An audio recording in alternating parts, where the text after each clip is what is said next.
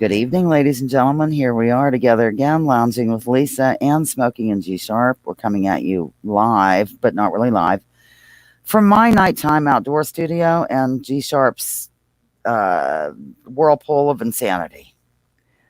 Hi Lisa, that is correct. I'm coming from the Rust Coast.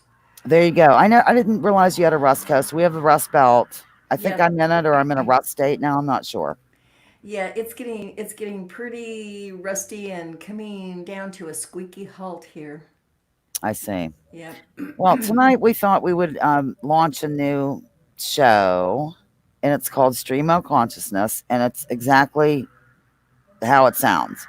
We have a few things in mind, but my brother used to make fun of me, and he still does because of my stream of consciousness. I can go in many directions, and that's kind of what this is all about. So, Oh yeah.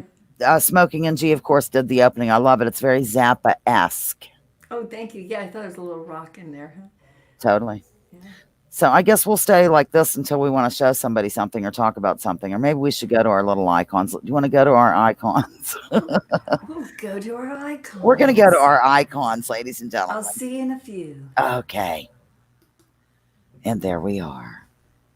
I'm going to get ready to pause my microphone like when you talk and stuff, but what's on your mind tonight?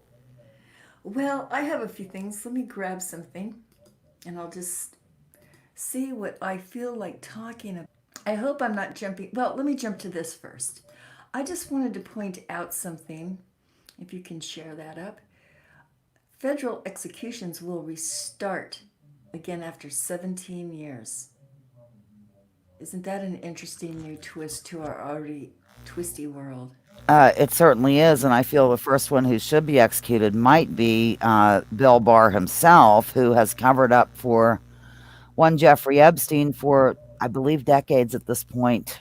I've listened to a lot of investigative journalists who have been on that since the beginning, or what we know as the beginning. So, yeah, fascinating, interesting, most illuminating. Is it not? I know isn't that just, I mean, this is a science fiction show that we're in. It I think started so. out B rated, but it's getting better all the time. Anyway, I'm going to stop this screen. Okay. Well, I'm not adding anything in yet, but I'll grab another if you don't okay. mind. Grab I'll just another. keep rolling. I have weird stuff. Oh, I'm Um, glad you do. I wanted to talk about what's going on in my personal state of Oregon. Okay. We seem to have been ordered now to do this COVID, goose step, I want to call it. And I wanted to share this screen while I'm talking about it. So, what they're telling us is if we don't wear masks out in public, we have to have this COVID pass on our phones. Let me see if I can make it bigger. Where is my. There it is. And if you can see that guy, and just above him it says current status negative, that's what you're going to have to show. And the only way you can show it is if you're giving yourself to a COVID test. Now, I'm looking at all of this, and also I heard from a great financial advisor on the stock market. Nod, nod, wink, wink, people out there. He has noticed a tremendous increase of foreign investors into big pharma materials of the United States, which means all of this is really planned to roll. And there's a lot of money involved. Follow the money if you want your answers. I'm sorry, I just had to put all of that out there, Lisa. I'm a little upset because my state seems to feel our Bill of Rights no longer matter at this point in time. Wow. Well, yes, I've been, of course, following this from the start. I'm going to remove him. You're going to remove him. And I've been a dissenting voice in my neighborhood and perhaps on the internet as well, because if you just go by their numbers, here's the thing that people don't understand before they jump to conclusions and call us both right wing conspiracy theorists. Because if you question things now these days, if you have any critical thinking, you're suddenly a right wing conspiracy theorist, ladies and gentlemen. We can't have that. At any rate, wow, that was fun just to say that. From the start, I've been looking at the actual websites of the like CDC. I haven't been personally, frankly. I've been looking at people showing me that, but I have visited them. And these numbers do not, the death numbers, which have been fudged, and if you don't believe me, you can just listen to their own words in the press conferences.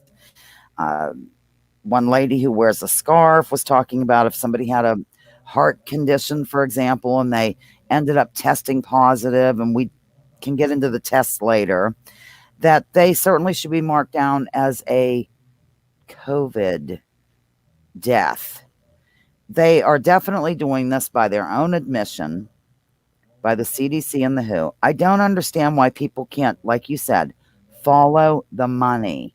It's clear as day if you do that. And I don't understand why certain people who call themselves more, I don't know, free thinking human beings, or people that want to advance society rather than stay still, so to speak, why they are just believing the mainstream who has lied to us and lied to us over and over and over again about wars, about you name it. I mean, there are so many things that the media has driven and terrified the country.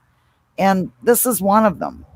And it's not just me saying this, there are doctors all over the world and scientists who do not get a voice because the media, 90% of their funding comes from pharmaceutical companies. That is Pharmaceut- correct. Pharmaceutical companies fund research at universities. They fund colleges where people go to become doctors. And that's just common knowledge.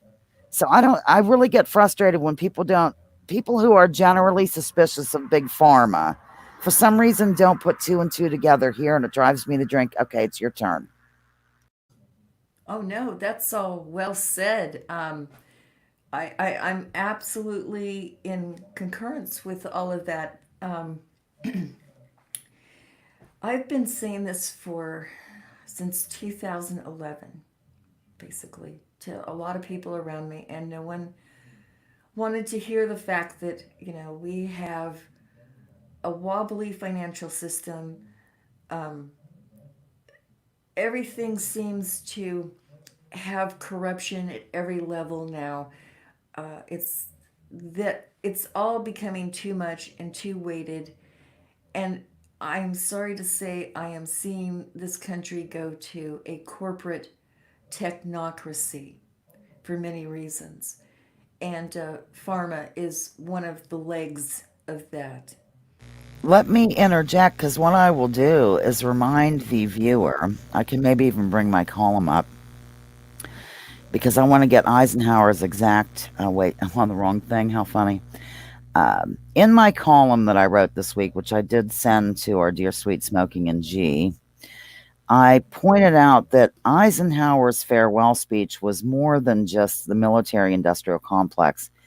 He also spoke of, and I want to get this completely right, but basically a scientific elite. But let me find it, and then I'm going to mute my microphone because I want to get it correct. In fact, I'll just find his farewell speech.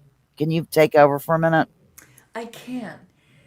And I guess right now, if I were to describe myself today, I think I'm just in a sad stage. I'm sad because I feel like we jumped into a different reality. I mean, it was like this time last year, my hardest concern, I think, was starting my hibachi for the 4th of July. That was it. And the neighbors were going to shoot off those big fireworks that they shoot off every year. And I didn't know what the dog was going to do. That was my biggest worry in life. And now Wow. today, I'm sitting here a year later going, oh my gosh, if I don't dress a certain way, now I'm going to be punished, fined, shamed. I just can't believe this. And then if I decide I want to think differently, because I do think differently, I am walking away from sciencism. I was voluntarily brought into that religion, I would say, at a very young age. I want to say I was about 12. I, everything was Star Trek and science. And I threw away my parents' religion, that I grew up on, and went for this new religion. And now I have decided to let go of that as well. I want to look at things in a whole new light and not under somebody else's paid for opinion. I'm jumping back in to say that we have had a similar path, and that's kind of what brought us together, I think. It is. I left religion and then I didn't really mean to do this, but I kind of fell into just thinking that I was really naive, ladies and gentlemen. But I do try to admit my errors every now and again. There's so few of them. I'm kidding. At any rate, I was naive enough to think that science had no real motive to fib about things. And I don't even think the scientists are really fibbing. I don't think everybody's in on it. I need to make that clear. I just think that they've been taught a certain way and they don't step out of that paradigm because they lose funding and all this jazz. But meanwhile, I found what I was looking for. Yes, that's a good point, Lisa. They do, like me, I was taught a certain way of thinking about things because that was the structured, education going on. And you're supposed to believe it. That's what you're paying for, something you can believe in. And they do stay in that box. They don't want to step outside of it. And not also, we have to take in consideration, they can get shamed in their circles as well. If they go, wait a minute, they, in order for their colleagues to give them credibility, they've got to, regurgitate the, um, the poem, I call it. Oh, you're exactly right. Because I mean, just check out Immanuel Velikovsky if you want to know more. But I found the part about the Eisenhower speech. I'm going to read it, and then probably that might be it because I don't want to go too long. I'm only going to read the one part, ladies and gentlemen. Don't panic. I won't do the whole address. Okay, today the solitary inventor tinkering in a shop has been overshadowed by task forces of scientists in laboratories and testing fields. In the same fashion, the Free University, historically the fountainhead of free ideas and scientific discovery, has experienced a revolution in the conduct of research. Partly because of the huge cost involved, a government contract becomes virtually a substitute for intellectual curiosity. For every old blackboard, there are now hundreds of new electronic computers. The prospect of domination of the nation's scholars by federal employment, project allocations, and the power of money is ever present and is gravely to be regarded. Yet, in holding scientific research and discovery in respect, as we should, we must also be alert to the equal and opposite danger that public policy could itself become the captive of a scientific, technological elite. And that's exactly what's happening today. It is. It is profound. We are right in line with that. Oh my gosh. So that tells me they've been looking at this since the 50s. Well, I Really. mean, I had my mic muted for a second. I think, yeah, I think the 40s. A lot of people say, man, definitely the 40s. I think 47 ish or whatever. But yeah, Yeah, absolutely. And that is a really nice little find there because you I, always hear them talk about the military industrial complex, but my just take brother and I'm sorry to interrupt. no, go ahead. My brother and I listened to his full farewell address the other night, and we were raising our eyebrows the whole way through. By the end of it, they were raised off our head like the Pink Panther in the cartoon. Yeah, um it's just right now, like I said, I feel like I skipped the record and I'm in another dimension. I'm still kind of stepping back and trying to make some sense out of all of it at this time. A lot's being thrown at us, and I think that's partly intentional. It's a little, confusion and chaos to get their order. Yes, And order out of chaos, from what I've heard. Okay, yes, I think that we should maybe end right now, and I'll just hit that stream opener again for a closing. But I want to thank everybody for joining us for our first ever episode of Stream O Consciousness with Smoking and G Sharp and Lisa Hauserman. What are your final words, my dear? yes, thanks for checking us out. And hope you come back.